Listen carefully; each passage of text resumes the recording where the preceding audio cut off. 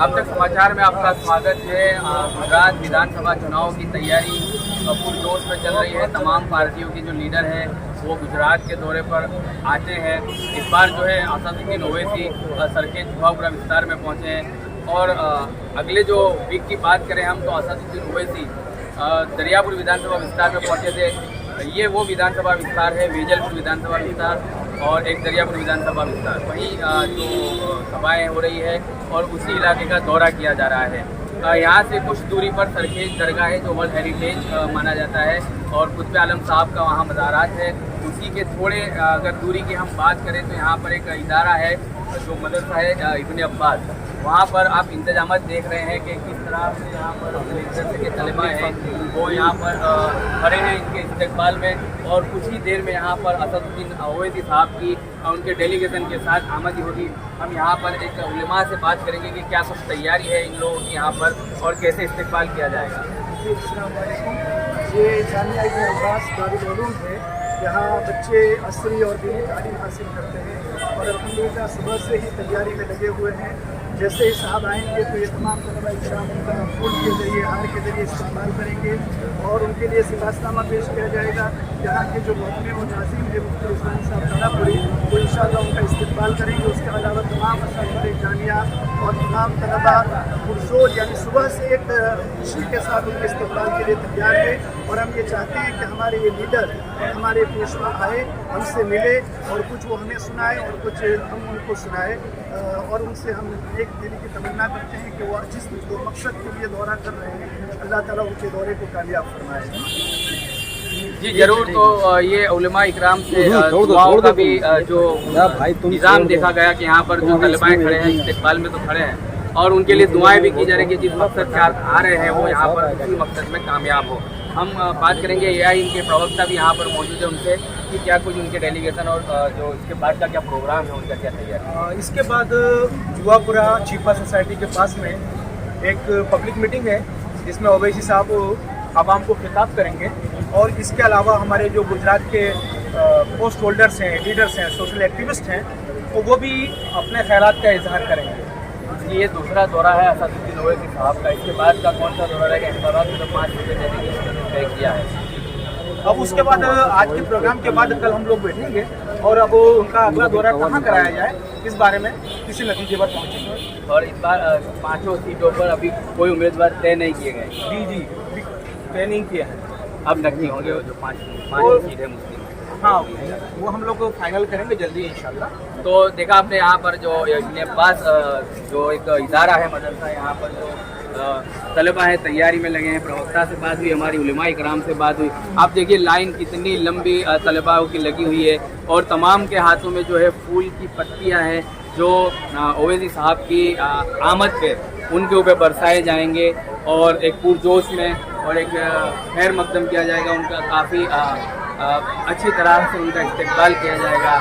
और ये बच्चे उन्हीं जो उनके लीडर हैं और हर कौम की, मुस्लिम की, आदिवासी की, दलित की आवाज़ उठाने वाले जो लीडर हैं और संसद में जो सबसे बेस्ट संसद सभ्य माना गया है उन्हीं असदुद्दीन ओवैसी की इंतज़ार में ये तमाम तलबाएँ खड़े हैं।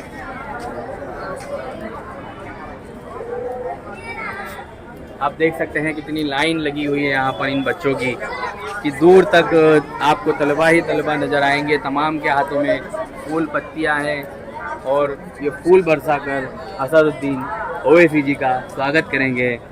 विधानसभा चुनाव के अगर हम बात करें तो ये दूसरा दौरा है असदुद्दीन ओवैसी जी का कि वो दूसरी बार आए हैं जुहापुरा सरखेज में। इसके पहले की अगर हम बात करें तो वो दरियापुर विधानसभा विस्तार में पहुंचे थे। वहाँ के जो कार्यकर्ता हैं, संगठन के लोग हैं, उन्हें मोटिवेशन देने के लिए, उनके अंदर गुस्सा जोश उभारने के लिए वो पहुंचे थे। आज जो आए हैं वो सरखेज वेजलपुर विधानसभा विस्तार में पहुंचे हैं। यहाँ से आप देख सकते हैं कि असदुद्दीन ओवैसी साहब का जो काफिला है सरखेज दरगाह से विजिट कर अब जो इदारा है दारुल मदरसा जो है यहाँ पर पहुँच चुका है। और जो तमाम जो तलबाएँ तैयारी में खड़े थे उनके इंतजार की जो घड़ी है खत्म हुई, कहीं ना कहीं ये कहा जाएगा कि असदुद्दीन ओवैसी साहब का काफिला जो है सरखेज दरगाह से जामिया इब्न अब्बास ادارہ وہاں پر پہنچ چکا ہے. بھائی جگہ بھائی جگہ لائن کرو لائن سے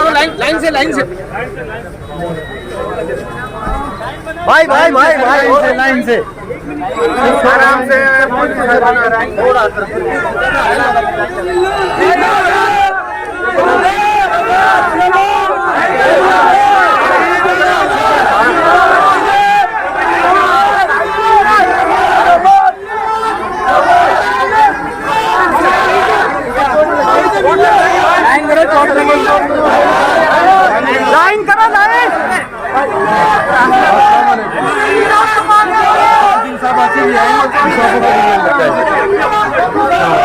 اور بھیڑ میں ہی ہے, فل بھیڑ میں ہی ہے.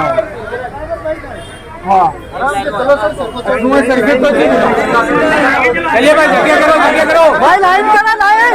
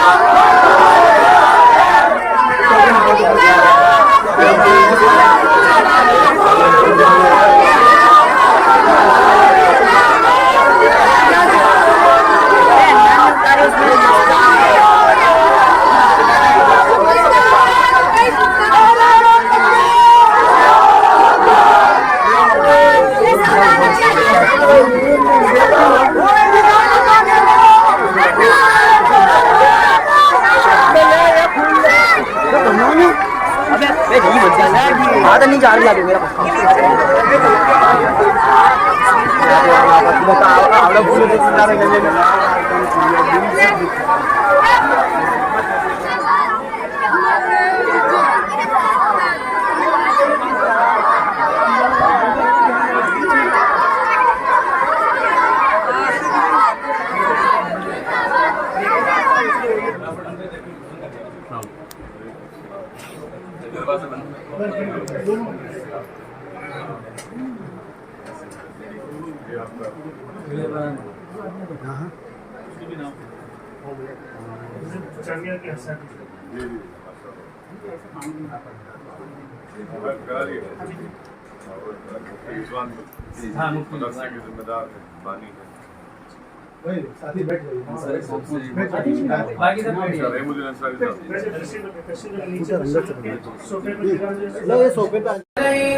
ونحن أحق بالملك منه ولم يؤت سعة من المال قال إن الله اصطفاه عليكم وزاده بسطة في العلم والجسم والله يؤتي ملكه من يشاء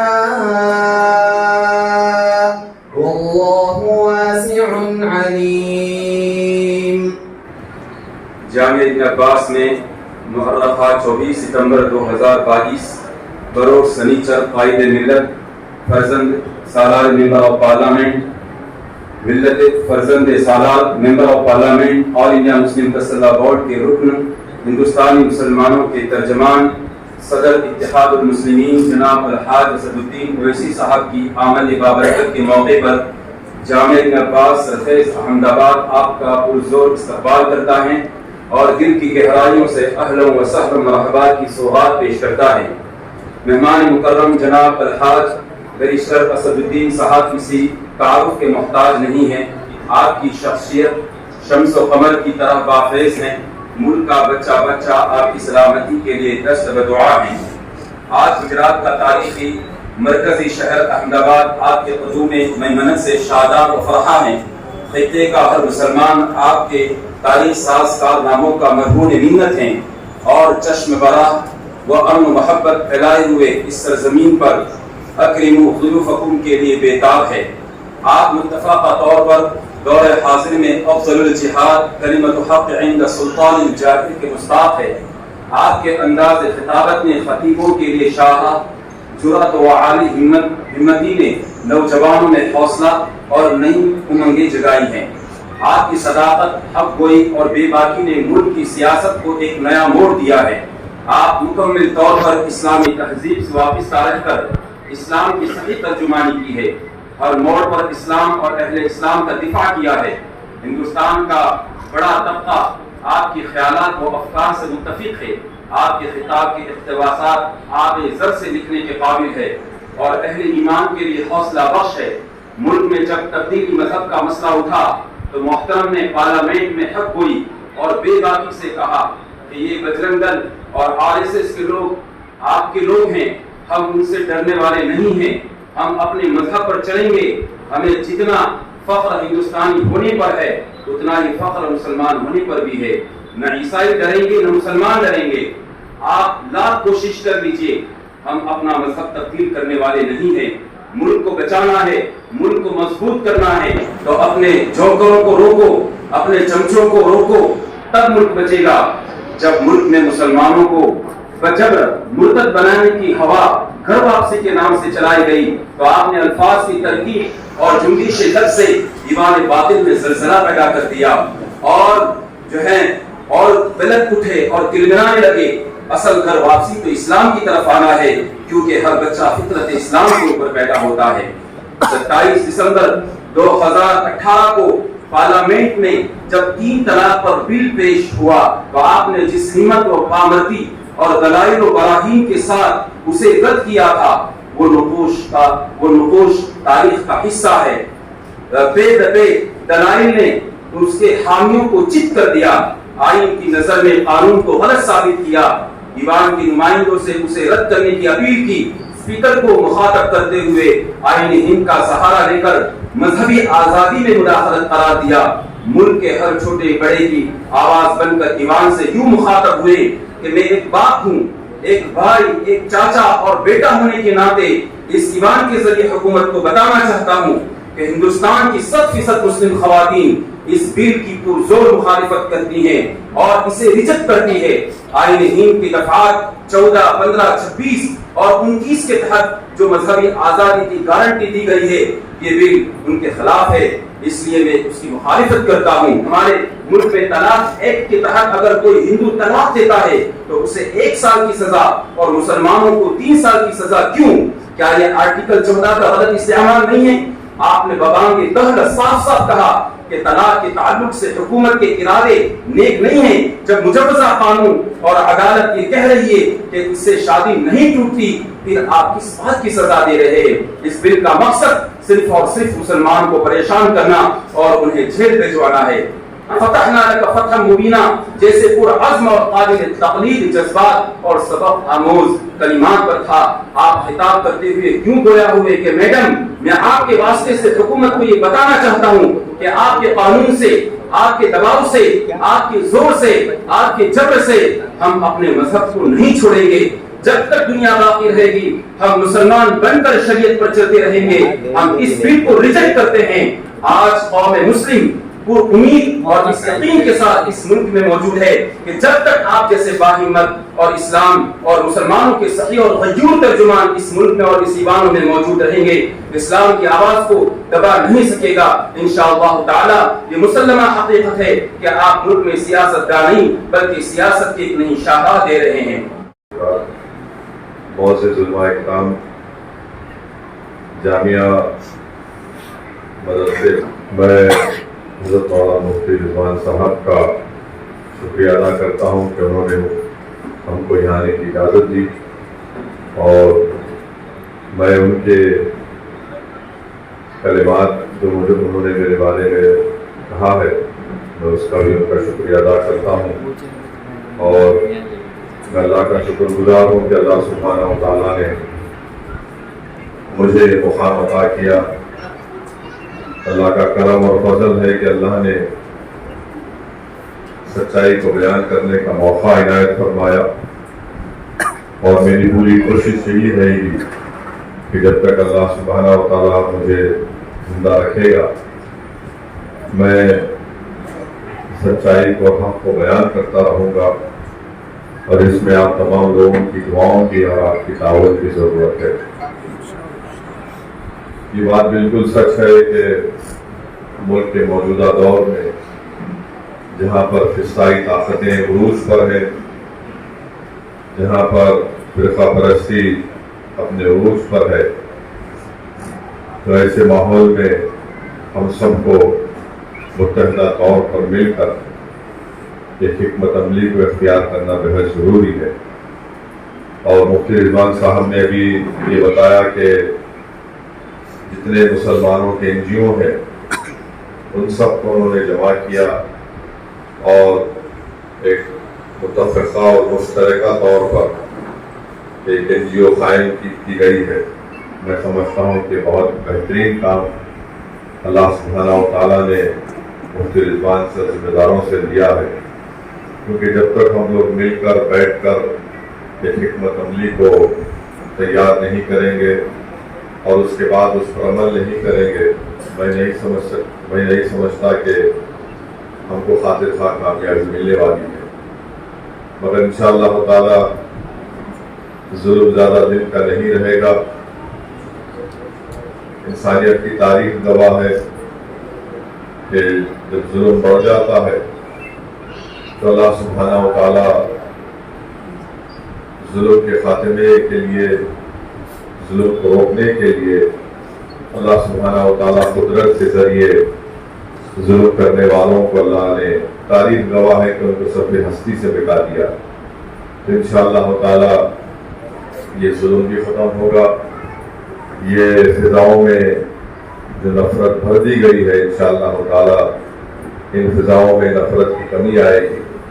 مگر میں صرف آپ کے درمیان میں کھڑے ہو کر صرف اس بات کو کہنے کی ضرورت کر رہا ہوں، کیونکہ الحمدللہ مجھ سے زیادہ علم آپ کے سینوں میں ہے، مجھ سے زیادہ قرآن کی آیت اور احادیث آپ کو یاد ہے، روحانیت میں آپ لوگ مجھ سے زیادہ ہیں، مجھ سے زیادہ مقامات پر آپ ہیں۔